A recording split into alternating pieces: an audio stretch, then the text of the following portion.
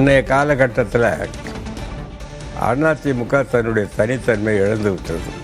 இங்கே உள்ள கட்சிகள் தேசிய கட்சிகளை வராமல் தடுக்குதுங்கிறது அல்ல, இங்கே உள்ள மக்கள் தடுக்கிறாங்க.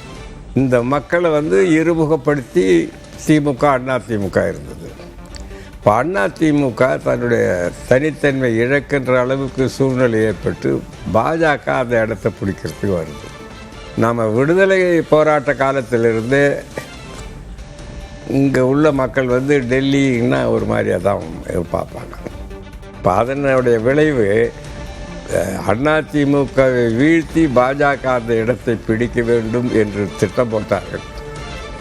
ஆனால் நாம் ஒன்று நினைக்க செய்வோம் ஒன்று நினைக்க என்று அந்த இடத்தை விஜய் பிடித்து விட்டார். திமுக அதிமுக என்ற நிலை மாறி இன்னைக்கு திமுக தாவேகா தான்.